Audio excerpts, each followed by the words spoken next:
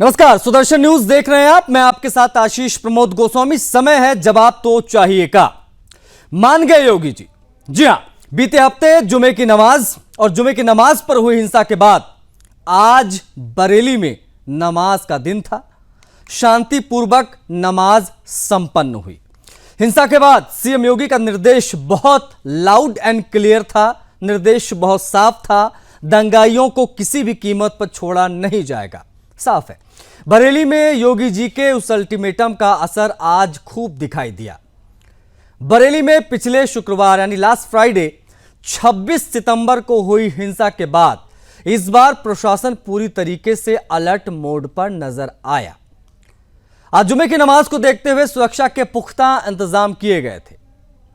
पूरे बरेली को अलग अलग जोन में बांटा गया। चप्पे चप्पे पर भारी सुरक्षा बलों की तैनाती देखी गई। जमीन से लेकर आसमान तक उपद्रवियों की निगरानी की गई, जिसका असर यह हुआ कि शुक्रवार को जुमे की नमाज पर सभी मस्जिदों में इनफैक्ट सन्नाटा नजर आया। गिने चुने नमाजी ही मस्जिद पहुंचे। बरेली में 26 सितंबर को आइला मोहम्मद को लेकर हुई हिंसक झड़पों के बाद शुक्रवार की नमाज से पहले सुरक्षा व्यवस्था को और सख्त कर दिया गया था। शहर में तनाव को देखते हुए करीब 8000 पुलिसकर्मियों को तैनात किया गया था। पूरे बरेली को 5 सेक्टर्स में बांटा गया था, समझिए इसे, और प्रत्येक सेक्टर की जिम्मेदारी एक एक एएसपी को सौंपी गई थी। नमाज से पहले मस्जिद के सामने फ्लैग मार्च किया गया। यह वही मस्जिद है जहां दंगे हुए थे। खैर, नमाज से पहले शहर में 8000 पुलिसकर्मी तैनात कर दिए गए, जो हमने आपको बताया। 13 सर्किल ऑफिसर यानी सीओ लेवल के अधिकारी, 700 दारोगा, 2500 सिपाही और अन्य जिलों से बुलाई गई पुलिस फोर्स भी इसमें शामिल रही। अब चौराहों और मस्जिदों के आसपास इन्हें तैनात किया गया। शुक्रवार सुबह 9 बजे से ही संवेदनशील क्षेत्रों में ड्रोन से निगरानी शुरू कर दी गई थी। प्रशासन ने पूरे शहर को सुपर जोन और कई सेक्टर्स में बांट दिया था। अभी भी सभी जगहों पर अधिकारियों की तैनाती है। बाहर से भी फोर्स आई हुई है। ड्रोन के माध्यम से निगरानी की गई। जिस मस्जिद से पिछले शुक्रवार को दंगे की शुरुआत जिस मस्जिद से हुई थी, उस मस्जिद में सन्नाटा पसरा दिखाई दिया। क्यों हुआ? Just only because of Yogi Adityanath. जी हां, मस्जिद में आज केवल 10 से 20 की संख्या में ही नमाजी पहुंचे थे और पिछली बार तो मेला लगा हुआ था मानो। आज 3 अक्टूबर को ज्यादातर नमाजियों ने मस्जिद से दूरी बनानी बेहतर समझी। लोगों ने घरों पर ही नमाज अदा किया। सतर्कता के तौर पर बरेली में गुरुवार दोपहर 3 बजे से ही शनिवार दोपहर 3 बजे तक 48 घंटे इंटरनेट बंद कर दिया गया है। इंटरनेट, व्हाट्सएप, ये जिस प्रकार के ग्रुप्स वगैरह चलते हैं जिसके माध्यम से अफवाहें फैलती फिर दंगे होते हैं, इन सभी पर निगरानी रखी जा रही है, क्योंकि इसके माध्यम से अराजकता तो माहौल बिगाड़ने की कोशिश करते रहे हैं। इसलिए बेहद महत्वपूर्ण पहलू है ये। यानी पिछली हिंसा के बाद योगी जी ने जो आखिरी चेतावनी दी थी, उसका असर धरातल पर आज दिखाई दिया। क्या अब उत्तर प्रदेश की धरती दंगाइयों के लिए काल बन चुकी है? क्या योगी ही हैं दंगाइयों के असली इलाज? इस प्रकार के बेहद महत्वपूर्ण सवाल भी हैं। क्या इस योगी मॉडल को पूरे देश में अपनाने की जरूरत है? क्योंकि रिजल्ट्स दिखाए हैं योगी आदित्यनाथ ने। और आखिर कब देश ऐसे जिहादी उन्मादियों को अपनी मिट्टी में बर्दाश्त करता रहेगा? चर्चा करेंगे। उससे पहले आज की सुरक्षा और बरेली हिंसा पर प्रशासन ने क्या अपडेट दिया, क्या प्रतिक्रियाएं आई, सब कुछ कैसे बेहतर तरीके से सफल हुआ, देखिए। अच्छे ढंग से ठीक रही, सब शांतिपूर्ण माहौल से सारी चीजें संपन्न हुई हैं। कल का त्योहार बहुत अच्छे ढंग से उल्लासपूर्ण मनाया गया। आज भी सब जगह शांति रही है। नमाज अच्छे ढंग से पढ़ी गई और सभी जगह शांति रही है। बाहर से भी फोर्स लगाया गया था और कमिश्नर साहब, डीआईजी साहब, डीएम और एसएसपी साहब के द्वारा इसको बहुत अच्छे ढंग से सदुपयोग करते हुए इसका प्रयोग किया गया। जनता के संग वार्ता, हर जगह पे उनका फीडबैक, पैदल गश्त के दौरान उन लोगों से मुलाकात करके उनका फीडबैक हर जगह से लिया गया, जिसके माध्यम से डिप्लॉयमेंट्स किए गए। शुक्रवार को जुमे की नमाज के बाद में जो घटनाक्रम हुआ था, उसमें कुल मिलाकर 10 मुकदमे दर्ज किए गए थे। इसमें कल तक गिरफ्तारियों की संख्या 81 थी। आज 2 और अभियुक्तों को जेल भेजा गया है। इनमें से ये जो 2 अभियुक्त हैं ये काफी महत्वपूर्ण हैं। एक का नाम मुनीर इदरसी है, जो कि मौलाना तौकीर रजा के जितने कम्युनिकेशंस थे और मीडिया के साथ में जो मैनेजमेंट है ये सब ये देखता था। और पिछले शुक्रवार को जो मौलाना तौकीर रजा की एक बाइट जारी की गई थी आईएमसी के द्वारा, वह भी इसी ने करवाई थी। और उसको प्रचारित करना, प्रसारित करना, अलग अलग ग्रुप्स में भेजना, जिससे कि ज्यादा से ज्यादा भीड़ इस्लामिया ग्राउंड की तरफ आए, इसके अंदर इसकी महत्वपूर्ण भूमिका थी। इसे आज जेल भेजा गया है। पूरी नजर है बरेली पर और यही वजह कि हालात को काबू में करने के लिए हर एक घड़ी 3 बजे तक अभी इंटरनेट पर पाबंदी रहेगी। पुलिस की भी सभी ग्राउंड पर हर जगह देखी गई पेट्रोलिंग का दौर भी जारी रहा नमाज के दिन। अगर मैं आपको से ज्यादा सीओ हैं, सुपर जोन रखा गया है ताकि वहाँ और ज्यादा जारी मान गए योगी जी। जी हां, ये बात हमें इसलिए कहनी पड़ रही है क्योंकि एक हफ्ते पहले जिस जिले में दंगे हुए थे, स्थिति आउट ऑफ कंट्रोल हो गई, ये कहना गलत नहीं होगा। आज एक हफ्ते बाद उसी जगह पर शांति देखी गई। उस मस्जिद में जहां पर ईंट पत्थर चल रहे थे वहां सन्नाटा पसरा था, परिंदा पर नहीं मार रहा था। आज ये स्थिति वहां पर देखने को मिली, इसलिए हम कह रहे हैं मान गए योगी जी, क्योंकि कमाल का वहां पर प्रशासन ने व्यवस्था अपनी की थी, सब कुछ चाक चौबंद नजर आए। हमारे साथ कौन कौन से मेहमान कनेक्ट हो रहे हैं उनसे हम बातचीत करेंगे। अशोक तिवारी जी हैं, समाजवादी के स्पोक्स पर्सन, आपको स्क्रीन पर दिखाई दे रहे हैं। अशोक जी, बहुत स्वागत है आपका, समय देने के लिए आभार। अरुण कृष्णा जी, हिंदू धर्माचार्य, हमारे साथ कनेक्ट हो गए। अरुण जी, आपका भी बहुत स्वागत है, समय देने के लिए आपका भी बहुत आभार। हरगोविंद अरोड़ा, भारतीय जनता पार्टी के प्रवक्ता, कुछ ही पलों में हमारे साथ जुड़ जाएंगे, उनसे भी हम बातचीत करेंगे। भूदेव शर्मा, कांग्रेस पार्टी का पक्ष रखने के लिए कुछ ही पलों में हमारे साथ जुड़ेंगे, उनका भी इंतजार है, उनसे भी हम बातचीत करने की कोशिश करेंगे। और इतू खान, मुस्लिम स्कॉलर, हमारे साथ जुड़ेंगे, वो भी इस चर्चा में शामिल होने के लिए इन्वाइटेड हैं, कुछ ही पलों में वो भी स्क्रीन पर दिखाई देंगे। अरुण कृष्णा जी, शुरुआत मैं आपसे कर देता हूं आज की डिबेट की।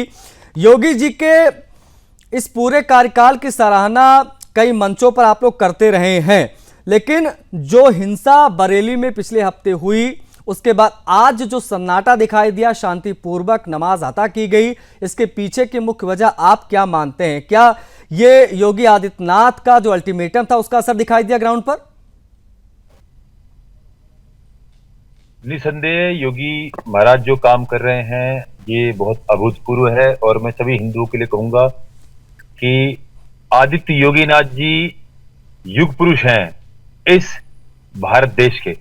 और जिस तरह वो इन आतंकवादियों को, इन पत्थरबाजों को, दंगाइयों को इनका दमन कर रहे हैं, ये केवल योगी आदित्यनाथ और योगी आदित्यनाथ ही कर सकते हैं। लेकिन मेरी चिंता वर्तमान की नहीं है, हमारी चिंता है आने वाले कल की।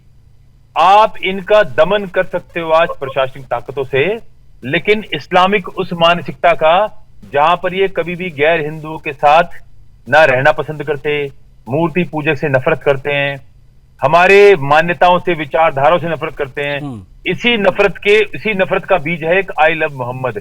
आई लव मोहम्मद पूरे विश्व में कोई ऐसी जगह नहीं है जहां पर ये आई लव मोहम्मद जैसा कोई नौटंकी कभी चली हो। क्योंकि इस्लाम में चित्रकारी हराम है, इस्लाम में किसी तरह का आकार हराम है, इस्लाम में किसी भी तरह का चित्र बना हराम है।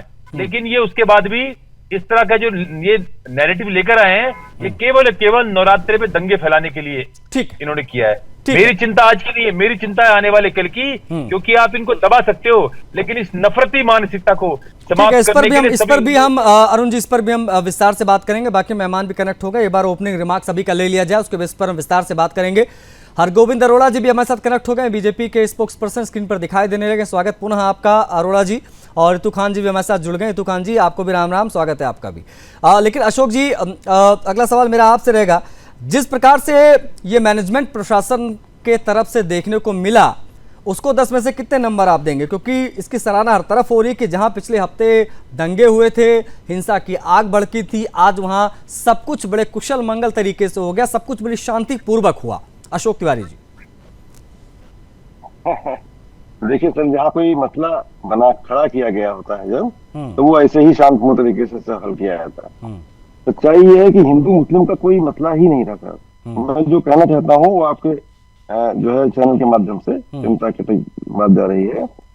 हिंदू मुस्लिम का कोई विवाद ही नहीं था, हिंदू का कोई मैटर ही नहीं था, ये न मुस्लिम का कोई मैटर था। ये मैटर एक प्रेम के इजहार करने का था, जो है और वो इजहार इंसान कर सकता है संविधान के तहत। अपने प्रेम का इजहार मतलब जो है आई लव मोहम्मद कह सकता है, लिख भी सकता है, पोस्टर भी लगा सकता है, कोई इसमें बड़ी बात नहीं है। नई नई परंपरा है, पुरानी परंपरा, इसका कोई सवाल ही नहीं उठता है, जब चाहे तब कह सकता है इंसान। लेकिन इस पर प्रशासन ने कानपुर में एक सामान्य सी घटना बात हुई थी और वहां पर आई लव मोहम्मद की बात आई थी, जहां प्रशासन ने इतनी सख्ती किया, इस कदर माहौल बनाया कि वो माहौल जो बिल्कुल जो है ऐसा हो गया कि जैसे आमने सामने हो गया। और उसके बाद तो पूरे बरेली में भी इस चीज की बात ऐसी लहर दौड़ गई। तो ये जो है खड़ा किया गया था, ये प्रशासन के द्वारा खड़ा किया गया मुद्दा था, जो कि बहुत जल्दी जो है इसमें एक तरह से आग लग गई थी इस मुद्दे पर।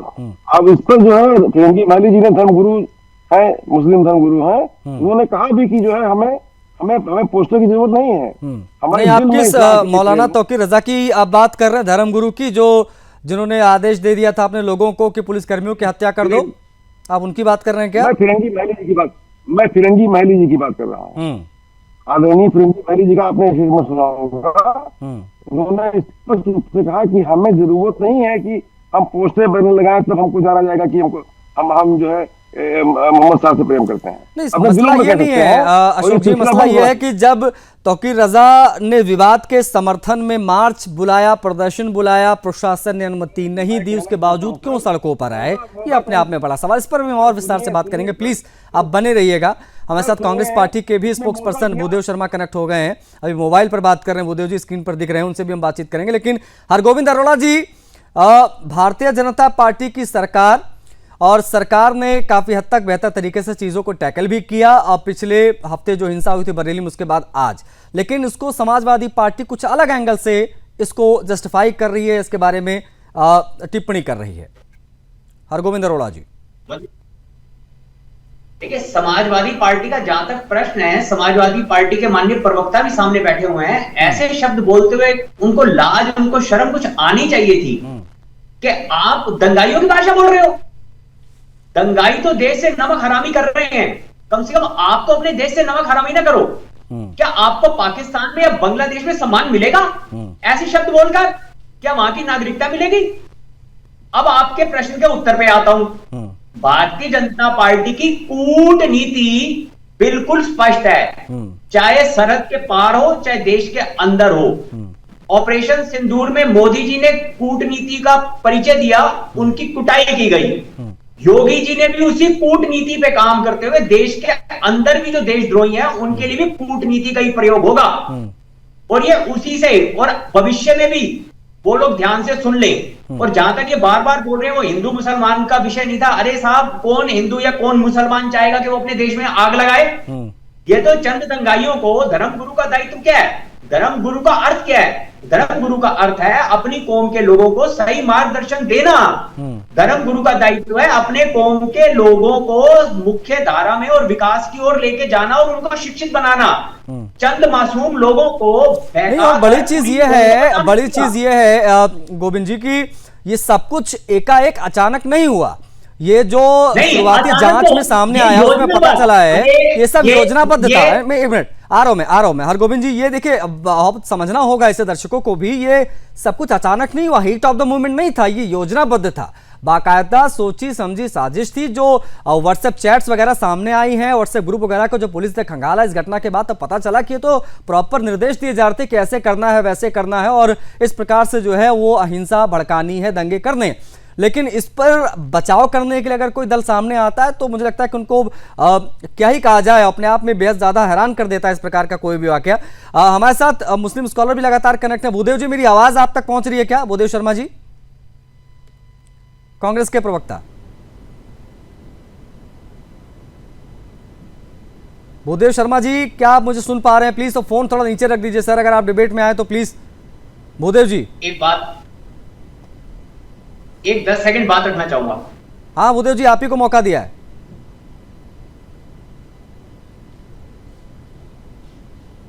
भूदेव जी आप म्यूट है, प्लीज अपने डिवाइस को अनम्यूट कीजिए प्लीज। भूदेव जी आप अपने डिवाइस को अनम्यूट कीजिए फिर अपनी बात रखिए। जी आशीष जी, अभी आवाज नहीं आ रही थी, वो आवाज ही मैंने ठीक करवाई है। ठीक है, अब आपकी आवाज आ रही है क्लियर? जी सर बोलिए, अब आपकी आवाज आ रही है, अपनी बात रखिए सर इस विषय पर, ओपनिंग रिमार्क। जी आशीष जी पूछिए, क्या पूछ रहे थे अभी? मेरे को, मैंने सुना नहीं था उसको। कोई बात नहीं, फिर से पूछ लेता हूं। बरेली में पिछले हफ्ते जुमे के दिन हिंसा भड़काई गई, दंगे हुए, लेकिन आज सब कुछ शांतिपूर्वक संपन्न हुआ। योगी जी के अल्टीमेटम का असर दिखाई दिया, प्रशासन मुस्तैद रहा, बहुत शांतिपूर्वक सब कुछ हो गया। कांग्रेस पार्टी का टेक क्या है इस पर? जी बिल्कुल, देखिए आशीष जी, कांग्रेस पार्टी का बिल्कुल स्पष्ट संदेश है, स्पष्ट तरीका है कि अगर कोई भी दंगा करता है तो उसके खिलाफ सरकार को, पुलिस को, प्रशासन को सख्त से सख्त कार्रवाई करनी चाहिए। लेकिन आशीष जी, अभी आपने कहा कि आज कोई दंगा नहीं हुआ योगी जी के सख्त कदम उठाने से। अरे भाई, 10 दिन पहले से जब योजना चल रही थी, सारा आपका आईबी, आपकी खुफिया एजेंसी कहाँ गई थी? जब ये दंगा भड़काने के लिए इतना सब कुछ हुआ, क्यों आपने ये सब इतना कैसे आगे बढ़ने दिया? जब 10 दिन पहले से ये घटना, आप पुलिस बता रही है कि 10 दिन पहले से इस तरह के बयानबाजी की जा रही थी, इसकी तैयारियां की जा रही थी, वहां पर जो जिस तरह के पेट्रोल पंप और जो सामान वहां इकट्ठा हुआ वो कैसे हुआ, तो ये किसकी जिम्मेवारी थी? ये जिम्मेवारी प्रशासन की थी। लेकिन वहां पर इसको हिंदू मुस्लिम करना था, योगी जी को केवल ये दिखाना था कि योगी जी के एक दंगा भड़के जिसका राजनीतिक फायदा भारतीय जनता पार्टी ले और जो प्रदेश के, देश के लोग हैं उनको ये बताए। तो निश्चित तौर पर मैं कहता हूँ इसकी जिम्मेवारी सरकार की थी, लेकिन उस समय सरकार फेल हुई। और आज अगर उन्होंने काम, प्रशासन ने काम किया है तो अच्छा किया है। और ऐसे नहीं, मतलब आप ये कह रहे हैं भूदेव जी, आप ये कहने की कोशिश कर रहे हैं कि योगी जी ने कहा था तौकीर रजा को कि अपने लोगों को भेजो और दंगे भड़काओ। क्या ये तौकीर रजा योगी आदित्यनाथ जी के इशारे पर काम कर रहे थे, आप ये कह रहे हैं? क्योंकि ये जो कुछ भी हो योजनाबद्ध हुआ, आप कह रहे हैं सरकार इसका फायदा लेना चाह रही थी। आशीष जी, मैंने कब कहा कि योगी जी ने कहा? नहीं, तो फिर सरकार का मतलब क्या है? आप ये कह रहे हैं कि सरकार ये फायदा लेना चाहती इसलिए उन्होंने इस प्रकार की चीजें करवाई। आशीष जी, आप पूरी बात सुनिए, आप बार बार एक ही क्वेश्चन को रिपीट मैं इनके प्रश्न का उत्तर देना चाहता हूं। आ रहा हूं गोविंद जी, आ रहा हूं। पिछले 10 दिन से जब ये कार्रवाई चल रही थी, पुलिस अपनी रिपोर्ट में लिख रही है कि पहले कानपुर के अंदर, फिर यहाँ पर जगह जगह पे ये भाषण दिए गए, वहां पर जो सामान इकट्ठा किया गया, लाठी डंडे इकट्ठे किए गए, तब वो प्रशासन कहाँ था? क्या खुफिया एजेंसियों को इसका पता नहीं चला? नहीं, ये तो आपका सवाल वाजिब है, और देखिए ये सवाल वाजिब है, और इस सवाल का जवाब भी मैं बीजेपी के स्पोक्स पर्सन से लूंगा। एक बार आ रहा हूं गोविंद जी, आपको मौका मिलेगा, अपनी बात रखिएगा, जवाब भी दीजिएगा भूदेव शर्मा जी की बात का। लेकिन इतू खान जी का ओपनिंग रिमार्क नहीं हो पाया है। अरुण जी आ रहा हूं, और गोविंद जी मैं आ रहा हूं, दोनों लोगों को मौका मिलेगा। लेकिन इतू खान से अभी बात नहीं हो पाई। इतू खान जी, आप किस प्रकार से देख रहे हैं पिछले हफ्ते योजनाबद्ध तरीके से जो हिंसा भड़काई गई, दंगे करने की कोशिश हुई, आज सब कुछ बड़ी शांति के साथ संपन्न हुआ। इतू खान जी का इस पर क्या टेक है, क्या कहना है आपका?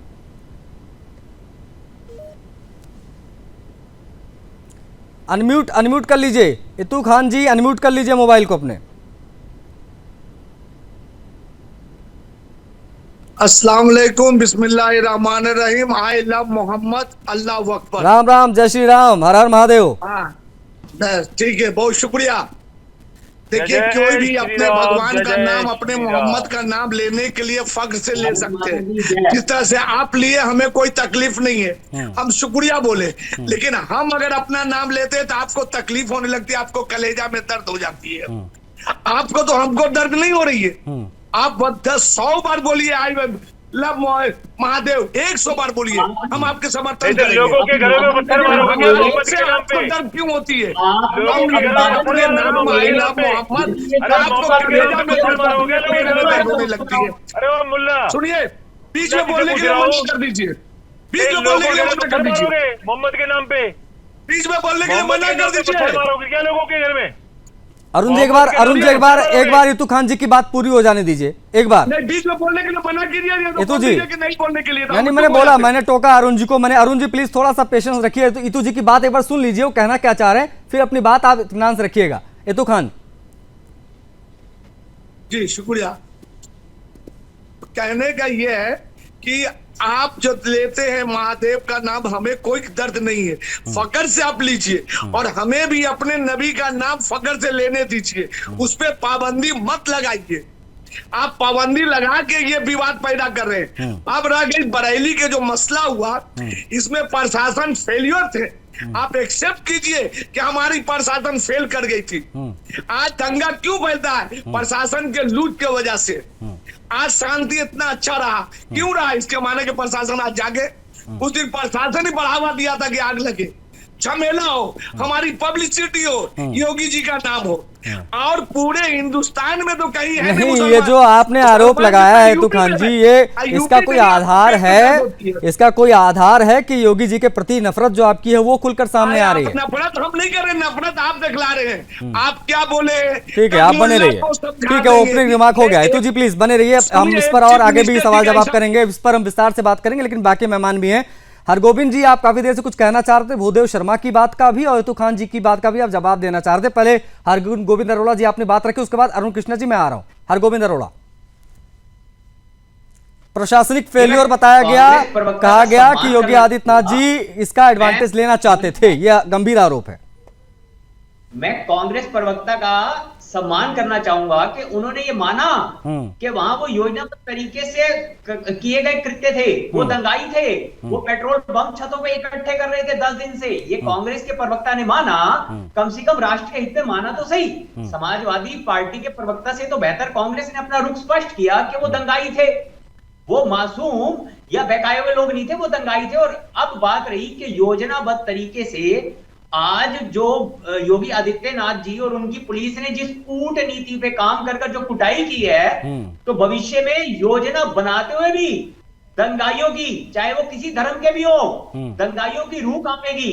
उत्तर प्रदेश में और भारत में देश का सामान्य नागरिक शांति चाहता है, विकास चाहता है, और ये देशद्रोही विदेशी ताकतों के माध्यम से, ठीक है, उनकी फंडिंग से। हरगोविंद जी, ये जो बात कही गई इंटेलिजेंस का फेल्योर था, अगर सब कुछ योजनाबद्ध था तो जब योजना बन रही थी तब प्रशासन क्या कर रहा था, इसके बारे में दो टूक चाहूंगा आपसे।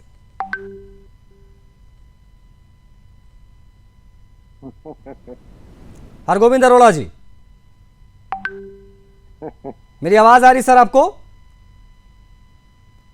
आवाज शायद नहीं पहुंच रही हरगोविंद अरोड़ा जी कर, उनसे इस विषय पर भी मैं जरूर जवाब लूंगा। लेकिन हिंदू धर्माचार्य अरुण जी हैं। अरुण जी, जब हितू खान जी कुछ बोल रहे थे तो आप कुछ बीच में बोलना चाह रहे थे, मैं मौका दे रहा हूं, अपनी बात प्लीज आप रख लीजिए, क्योंकि कहा यह जा रहा है कि आई लव मोहम्मद से प्रॉब्लम क्या, दिक्कत क्या? आप आई लव महादेव लिखिए, हमें दिक्कत नहीं, लेकिन आप आई लव मोहम्मद लफ्ज लिख दिया गया मुसलमानों के द्वारा, तो हिंदुओं को दिक्कत क्यों हुई, ये जरा स्पष्ट करना चाह रहे थे हितू खान जी। इस पर मैं चाहूंगा कि आपने बात रखें। अरुण कृष्णा जी, मेरा एक प्रश्न कांग्रेसी प्रवक्ता से है और एक हितू खान से है। पहला प्रश्न मेरा कांग्रेसी प्रवक्ता से है।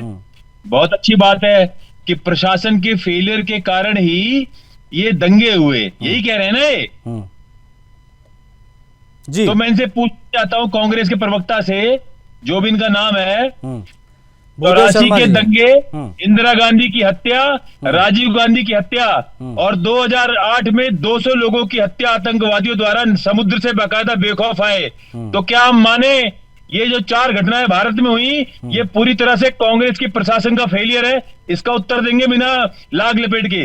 84 के दंगे, जिसमें 5000 सिख मारे गए, 200 लोग मारे गए बेकसूर, 10 आतंकवादी भारत के अंदर आए, और साथ में राजीव गांधी और इंदिरा गांधी की हत्या। क्या ये कांग्रेस के प्रवक्ता मानते हैं कि जैसे ये प्रशासन का फेलियर था, वैसे ही कांग्रेस प्रशासन पूरी तरह से फेल हुई? ना तो प्रधानमंत्री को बचा पाई और ना देश की सुरक्षा कर पाई, ना 5000 सिखों की हत्या बचा पाई। तो क्या कांग्रेस मानती है कि वो कांग्रेस का पूरी तरह से फेलियर था? अब आते हैं हितू जी, अब आते हैं खान पे। हितू खान ने कहा कि भाई आप अपने धर्म को मानते हैं और हम अपने धर्म को मान रहे हैं, तो क्या समस्या है? हितू खान से एक प्रश्न है बस, आए बाएं साए टाए नहीं बोलेंगे। इस्लाम में जो भूपेश शर्मा, सपा के प्रवक्ता तिवारी जी, बीजेपी के प्रवक्ता अरोड़ा जी, गोस्वामी जी, आप और मैं, हम 5 मूर्ति के पूजक हैं। तो इस्लाम में अल्लाह मूर्ति पूजक के लिए क्या सजा रखता है, बचना बता दें। अल्लाह की नजर में मूर्ति पूजा करने वाला के लिए क्या दंड है, इतना बता दे बस, हम समझ जाएंगे कि ये सभी धर्मों का सम्मान करते हैं। यहाँ से आए बाएं टाए नहीं बोलेंगे। ठीक है, मैं इस पर जवाब ले रहा हूँ, मैं इस पर हितू खान का जवाब ले रहा हूँ। हितू खान जी का भाई ये कहना है कि हमने आई लव मोहम्मद लिख दिया तो आपको तकलीफ क्यों हुई? देखिए हितू खान जी, तकलीफ इस बात की हुई कि आपने हिंदुओं के घरों पर ले जाकर उसे चिपकाया, हम अगर आई लव महादेव लिखकर आपके घर पे चिपकाने तो जाते नहीं। पहली बात, आपने ले आके हिंदुओं के घरों पर चिपकाया, जाहिर सी बात आपत्ति किसी को भी हो सकती है। फ्रीडम ऑफ एक्सप्रेशन सभी का है, फ्रीडम ऑफ स्पीच सभी का है, तो चिपकाया गया, इससे आपत्ति हुई। एक गेंद उस पोस्टर पर लग गई, इसको लेकर कुछ मुस्लिम युवकों ने विवाद किया और बवाल वहां पर बढ़ गया। इस प्रकार की चीजों को भी हाईलाइट किया करिए जब आप अपनी बात रखा करें। तो आप प्लीज बने रहिएगा। हमारे साथ अशोक जी हैं, समाजवादी पार्टी के प्रवक्ता। मेरा प्रश्न नहीं पूछा, आपने मेरा प्रश्न नहीं पूछा। मौका मिलेगा, मैं एक राउंड कंप्लीट हो जाए, मैं आ रहा हूँ। आपकी बात का जवाब मैं खान जी से जरूर लूंगा, प्लीज बने रहिएगा। हाँ, अरुण जी, आपकी बात का जवाब इतू खान जी से मैं लूंगा, प्लीज बने रहिए, प्लीज थोड़ा सा धैर्य रखिए। अशोक तिवारी जी, जब बात दंगे की होती है, जब बात कहा जाता है कि भाई ये कट्टरपंथी हैं, ये जिहादी मानसिकता के लोग हैं, योजनाबद्ध तरीके से दंगे करते हैं, तो समाजवादी पार्टी इनके बचाव में खड़ी क्यों हो जाती है ढाल बनकर? ये सीधा सवाल है। समझने की बात है सर, हम किसी का बचाव नहीं करते, कोई मतलब ही नहीं बचाव करने का, सवाल ही नहीं पैदा होता किसी का बचाव करने का। हम तो सवाल करते हैं कि कानपुर में प्रशासन ने एक सामान्य सी बात पर, आई लव मोहम्मद कहने पर, आई लव मोहम्मद का पोस्टर लगाने पर क्यों रोका? पोस्टर हिंदू के घर पे चिपकाया गया था, इसलिए रोका गया ना। वही तो मैं कह रहा हूँ, हिंदुओं के घरों पे पोस्टर चिपकाया गया ना तिवारी जी। पोस्टर की नहीं थी बात, थी पोस्टर के नाम पे सड़क पे हुड़दंग करने की बात थी, पोस्टर के नाम पे दूसरों के घरों में चिपकाने की। अच्छा चैनल है, अरे सुदर्शन न्यूज़ अच्छा चैनल है भाई, यहाँ पर चोचो का मुरब्बा ना बनाइए, बढ़िया चैनल है, हमारा पसंदीदा चैनल है सुदर्शन न्यूज़। ठीक है सर, झूठ के बोल रहे हैं, जय हिंद। आप बोलिए ना, मैं जय हिंद बोलता हूँ। अच्छा, लोगों के घरों पे पोस्टर लगा के दंगा करना। जी सर, मैं कहना ये चाहता हूँ सर कि अगर प्रशासन बढ़िया से हैंडल किया होता कानपुर में ही इस मैटर को जो है आगे न बढ़ने दिया गया होता, तो आज बरेली में ये वाकया ना होता। आज ये जो वाकया हुआ है बरेली में। अच्छा, उस मानसिकता पर एक क्रॉस क्वेश्चन, उस मानसिकता पर आप क्या कहेंगे अशोक जी? कानपुर में घटना घटती है, उसके बाद में बरेली में बैठा एक मौलाना अपने लोगों को कहता है कि जो कुछ भी वहां हुआ उसके समर्थन में हम और पोस्टर लेकर सड़कों पर उतरेंगे, और प्रदर्शन की इजाजत नहीं मिलती है प्रशासन, उसके बावजूद वो लोग उतरते हैं। इस मानसिकता का क्या इलाज कोई है कि नहीं है, और ये लोग ऐसा करना क्यों चाहते हैं? देखिए सर, अगर प्रशासन इस तरह की प्यार मोहब्बत के इजहार पर कोई पाबंदी न लगाता, कोई क्रिया न करता, कोई तो प्रतिक्रिया होती ही ना सर। मैं कहना चाहता हूँ, प्रतिक्रिया तब होती है, अच्छी होती है, बुरी होती, जो भी होती है, लेकिन प्रतिक्रिया करने का मौका ही न देते। अगर आई लव राम कहेंगे, आई लव सीताराम कहेंगे, आई लव राधे श्याम कहेंगे, आई लव ईसा कहेंगे, आई लव अरे भाई हम कहेंगे, हम रोज कहते हैं, लेकिन हम उसको पोस्टर में लिखकर मस्जिद पे जाके नहीं चिपकाते हैं ना। समझिए, फर्क है। आप जिससे बचने की कोशिश अशोक जी कर रहे हैं वो हम समझ रहे हैं और दर्शक भी समझ रहे हैं। एनीवेज, भूदेव शर्मा जी कुछ कहना चाहेंगे? ठीक है, ठीक है,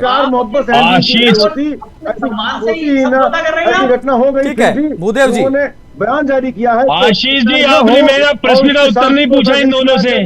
पूछ रहा हूँ भूदेव जी, अरुण कृष्णा जी ने आपसे भी सवाल पूछा। भूदेव जी, एक मिनट भाई, ऑडियो डाउन कीजिएगा अशोक जी का। भूदेव जी से ये सवाल अरुण कृष्णा जी ने पूछा, भैया कि जो 2 प्रधानमंत्री आपने खोए, क्या उसमें इंटेलिजेंस फेल्योर नहीं था? जिस इंटेलिजेंस फेल्योर की आप बात कर रहे हैं यहाँ, भाई सीधा सा प्रश्न है। 84 के दंगे जहाँ 5000 पूछ रहा हूँ अरुण जी प्लीज मुझे मेरा काम कर लेने दीजिए। अरुण जी, मैं पूछ रहा हूँ। इंदिरा गांधी मारे गए। भूदेव शर्मा जी बड़े स्लो हैं भाई, आप अपनी बात रखिए प्लीज। तो क्या माने भूदेव जी, आशीष जी, मेरी आवाज आ रही है? आपकी आवाज आ रही, जल्दी से अपनी बात रखिए सर, समय सीमित है। आशीष जी, ये हमारे हिंदू धर्माचार्य हैं अरुण कृष्णा जी, काफी सम्मान करते हैं हम इनका। अभी इन्होंने काफी सारे सवाल उठाए। अरे अरुण जी, सरकार से सवाल करना सीखिए। पास्ट में क्या हुआ, जिसका जवाब जनता ने दिया, जो कुछ भी हुआ उसके लिए हमने, हमारी सरकार भी कही, जनता ने जवाब दिया। लेकिन अरे भाई सुन लीजिए, आज अगर हम I love Mohammad, I love Mahadev जैसे कांग्रेस को भगवान के नाम पर अगर आप आज मानवता को खत्म करने की कोशिश करोगे, तो ये कहीं पर भी ये एक्सेप्ट नहीं करेगा कोई भी। अरे भाई, आई लव मानवता लोगों से, आई लव मानवता कहना भेड़िया शाकाहार की बात कर रहा हो। ठीक है। अरुण जी, आप हिंदू धर्म चाहते हो, हरगोविंद अरोड़ा जी भी कुछ कहना चाह रहे हैं। हरगोविंद अरोड़ा जी, हरगोविंद अरोड़ा जी, बीजेपी की आइडियोलॉजी पे काम करेंगे। ठीक है भूदेव शर्मा जी, एक मिनट। ठीक है, आरोप प्रत्यारोप लगते रहेंगे। मेरा सवाल हरगोविंद अरोड़ा जी से। अरुण जी एक मिनट, अरुण जी एक मिनट, अरुण जी एक मिनट, अरुण जी मेरा निवेदन है, अरुण जी मेरा निवेदन है प्लीज। अरुण जी एक सेकंड, होल्ड ऑन, एक एक करके अपनी बात रखिए पहले तो। तिवारी जी को देखिए, एक लाइन बोलूंगा, केवल एक लाइन, जल्दी से करिए अरुण जी। शर्मा जी को हाँ। और तिवारी जी को एक लाइन बोलूंगा बस। हिंदुओं में यदि गद्दार न होते, हिंदुओं में यदि गद्दार न होते, ये जिहादी हिंदुओं के सर पे इस तरह आज सवार न होते। ठीक है, ओके ओके अरुण जी, ठीक है, आपसे बड़ा कोई ओके। नहीं, दूसरों को गद्दार कहते हो, ठीक है, अपने गले बार में झांक के देखिए। ठीक है, एक सेकंड। आप किसको गद्दार बोल रहे हो? अरे भूदेव जी एक मिनट, एक मिनट सुन लीजिए, मेरी बात सुन लीजिए एक मिनट। अरुण जी एक मिनट, ऑडियो डाउन कीजिए, ऐसे नहीं हो पाएगा, ऐसा चर्चा हो नहीं पाएगी प्लीज। मैं पीछे से रिक्वेस्ट करूंगा अरुण जी को ऑडियो डाउन कीजिए। अरुण जी नहीं, ऐसे डिबेट नहीं हो पाएगी, बाकी मेहमान मेरे पास बैठे हुए हैं। एक मिनट, ये पीछे अगर मुझे सुन रहा है तो ऑडियो डाउन कीजिए, अरुण जी का ऑडियो तत्काल डाउन कीजिए, भूदेव शर्मा जी का डाउन कीजिए प्लीज। हरगोविंद अरोड़ा जी, हरगोविंद अरोड़ा जी, मेरा सवाल आपसे रहेगा क्योंकि यहाँ पर तू मैं चालू हो गई है और मेरी डिबेट जो डिरेल होने लगी थी, इसलिए मुझे इनका ऑडियो डाउन कराना पड़ा। आपकी आवाज नहीं पहुंच रही, आप मत चिल्लाइए, कोई मतलब नहीं आपकी आवाज, मैं आऊंगा तब आपका ऑडियो उठाया जाएगा। हरगोविंद अरोड़ा जी, आप काफी देर से हैंड रेस कर रहे थे, तमाम प्रवक्ताओं की बातों का आप जवाब देना चाहते। एक सवाल उसमें मैं ऐड कर देता हूं, उस पर भी छोटा जवाब आपका चाहूंगा। इंटेलिजेंस फेल्योर के बड़े गंभीर आरोप लग रहे हैं, आप कह रहे हैं सब कुछ योजनाबद्ध हुआ, तब जब योजना बन रही थी हिंसा की, ये प्लानिंग हो रही थी किस प्रकार से हिंसा की आग में बरेली को झोंका जाएगा, तब आपका प्रशासन, पुलिस, सरकार क्या कर रही थी? देखिए, इसमें दो बिंदुओं पे बात करूंगा। पहला, सरकार की तैयारी पूरी थी, इसीलिए उसको केवल लाठी चार्ज से ही काबू कर लिया गया। क्या पता वहां पर पुलिस को गोलीबारी करनी पड़ती, वहां पे जलियांवाला बाग हो जाता, तब क्या पूरे विश्व में भारत के और उत्तर प्रदेश की छवि ना खराब होती? इंटेलिजेंस की कोई फेलियर नहीं, पता था दंगा करेंगे, उसकी व्यवस्था पहले से की गई थी। लेकिन धर्म के नाम पर उन्होंने कहा हम जुम्मे की नमाज के लिए जा रहे हैं, तो उसके लिए सरकार ने रोका नहीं।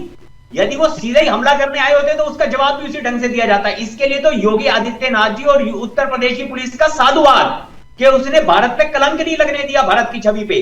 दूसरे, अभी कल की जेएनयू की घटना पे आऊं, इतू खान साहब कांग्रेस के और समाजवादी के प्रवक्ता, आप तीनों ध्यान से सुनिए। कल की जेएनयू की जो घटना थी, आ रहा हूं, इतू खान जी आ रहा हूं, के समर्थन में जो वो लोग आए, क्या आपको पता है धारा 370 का सरकारी रिपोर्ट देखिए, आप बीच में ना बोलिए, सरकारी रिपोर्ट देखिए। सर, देश के अंदर सबसे फेल अगर कोई सरकार है तो वो उत्तर प्रदेश की सरकार है। आप दंगाइयों की छवि ना बनाइए। सुनिए, जेएनयू में कल की घटना, धारा 370 का अर्थ क्या कांग्रेस, इतू खान साहब और समाजवादी पार्टी के प्रवक्ता को पता है क्या था? 370 का अर्थ यह था कि भारत के किसी भी प्रदेश के मुसलमान का भी कश्मीर में प्रवेश वर्जित था। अरोड़ा जी, उनके ढोल डालकर जेल में, ठीक है, नहीं मैं चाहूंगा विषय पर ही रहे, अरोड़ा जी, मैं चाहूंगा विषय पर ही रहे। उत्तर प्रदेश के युवा, अरोड़ा जी, वहां वो पत्रकारी करे तो यहाँ आकर आप लोग उनका ढोल बजाए, अरे शर्म कीजिए। ठीक है भूदेव जी, जल्दी से अपनी बात रखिए। भूदेव जी जल्दी से, भूदेव जी जल्दी से। प्रदेश के युवा आपसे नौकरी मांग रहे हैं, महिलाएं सुरक्षा मांग रही हैं, किसान अपनी फसल का मूल्य मांग रहे हैं, लेकिन आप इस देश के लोगों को, उत्तर प्रदेश के लोगों को आपस में लड़वाने का काम करेंगे। ओके, इतू खान जी, इतू खान जी, इतू खान जी, आपने कहा कि भाई आयला मोहम्मद से प्रॉब्लम क्या? सीधा क्रॉस क्वेश्चन यही, किसी को कोई समस्या नहीं, आयला मोहम्मद आप लिखते रहिए।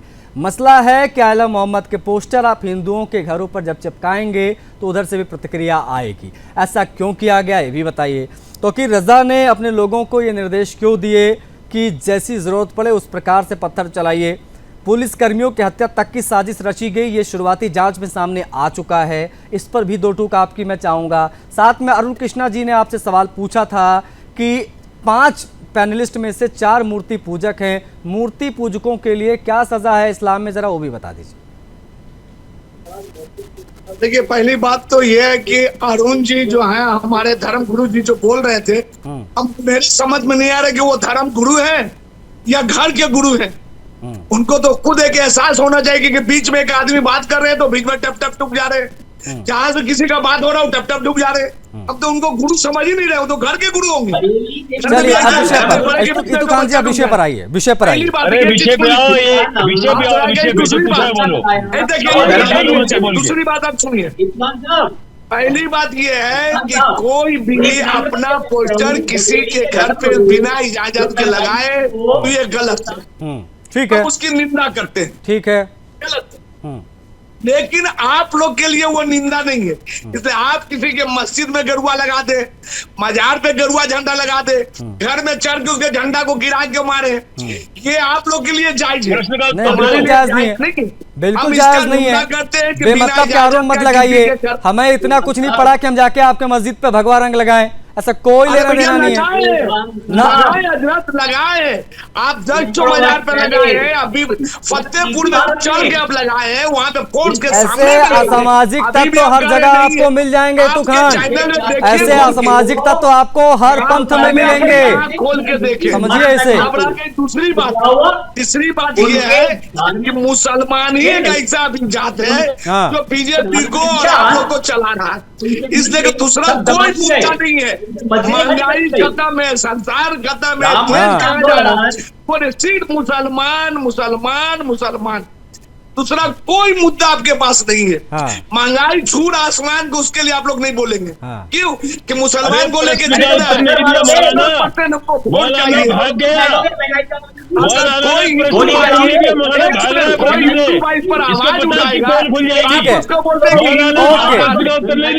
तो आपके साथ में वो चांस है, और जो नहीं आपके साथ वो हिंदू गद्दार हो गया। ठीक है, और गोविंद अरोड़ा जी इस पर आपका जवाब जरूरी हो जाएगा, इस पर आपका जवाब जरूरी हो जाएगा। इतुखान का ये कहना कि आप लोगों की पूरी पॉलिटिक्स मुसलमानों के इर्द गिर्द ही घूमती रहती है, ये हकीकत है। हरगोविंद अरोड़ा जी जवाब। आपकी आवाज आ रही है अरोड़ा जी? प्लीज अपनी बात रखिए। मेरी आवाज, आपकी आवाज आ रही है, बीच में कुछ एरर्स आ रहे हैं। हाँ अपनी बात रखिए, प्लीज अपनी बात रखिए आप अरोड़ा जी। मेरी आवाज आ रही है? हाँ हाँ आपकी आवाज आ रही है। शायद मेरी आवाज नहीं पहुंच पा रही। एनीवेज आवाज आ रही है मेरी? आपकी आवाज, दिक्कतें आ रही है, मैं पुनः जुड़ने की कोशिश करूंगा। अशोक जी क्या आप भी इस बात से इत्तेफाक रखते हैं जो इतुखान कह रहे हैं कि बीजेपी की पूरी पॉलिटिक्स मुसलमानों के इर्द घूमती है? अशोक जी देखिए, उन्होंने अपने तरह से बात कही है, मैं उसी बात को कह रहा हूँ। ये बात हकीकत है सर कि जो है आज मुद्दे बहुत हैं, महंगाई का मुद्दा है, बेरोजगारी का मुद्दा है, इतने बड़े बड़े मुद्दे, स्वास्थ्य व्यवस्था बदहाल है, शिक्षा व्यवस्था बदहाल है, डॉक्टरों की नियुक्ति नहीं हो रही है, शिक्षकों को नियुक्ति नहीं हो रही है, स्कूल बंद करने होने के कगार पे आ गए हैं। आज जनता में सांख घट गई है भाजपा की। 2024 का चुनाव ताजा उदाहरण है इसका कि जो है आज उनकी गिनती चल रही है। भारतीय जनता पार्टी के बाद जब कोई मुद्दा नहीं बचता है तो प्रशासन चाहता, मैं बार बार कह रहा हूँ, कानपुर में इसको बढ़िया से हैंडल करता था। अगर किसी गलत घर पर लगा दिया गया था, हिंदू घर पर लगा दिया था, तो समझा बुझा करके चीज को मैनेज किया जा सकता था, लेकिन उसने मैनेज न करके उस पर आग लगा दी। आज आग लगाई जब नहीं तो ये 12 से 17 के बीच में जो दंगे होते थे, उन दंगों को क्यों नहीं मैनेज कर दिया जाता था? 2013 में जो हुआ उसको क्यों नहीं मैनेज कर लिया गया था मुजफ्फरनगर में? भूल जाइए, 24 ताजा उदाहरण है, 17 में हम चुनाव नहीं। अरे 13 में, 2013 में मुजफ्फरनगर जब जला था तो उन जो जाटों को काटा गया था उस समय क्यों नहीं मैनेज कर लिया गया? उसमें तो खुली छूट दे दी गई थी, जाओ मारो, प्रशासन आपके साथ है। आज जन समर्थ, आज की बात करिए सर। ये क्या बात हुई? आप आरोप लगाएं और हम जो है हम हाईलाइट ना करें आपकी सरकार के समय की चीजों को। एनीवेज मेरे पास समय इतना ही था, नहीं मेरे पास समय इतना था। मैं शुक्रिया करना चाहूंगा हरगोविंद अरोड़ा जी, अरुण कृष्णा जी, भूदेव जी, अशोक जी और इतुखान, आप सभी का बहुत आभार। देखिए बरेली में अल्टीमेटम का असर दिखाई दिया क्योंकि योगी जी ने बहुत स्पष्ट कर दिया था पिछले जुमे के बाद कि अगर इस बार कुछ भी गलती करने की कोशिश हुई, हिमाकत अगर कोई भी किसी ने करने की कोशिश की तो कड़े रुख अख्तियार किए जाएंगे प्रशासन के द्वारा, और उसका असर धरातल पर दिखाई दिया। सब कुछ शांतिपूर्वक संपन्न हुआ, इसलिए हम कह रहे हैं मान गए योगी जी। चर्चा में इतना है, मुझे आज्ञा दीजिए। जय हिंद।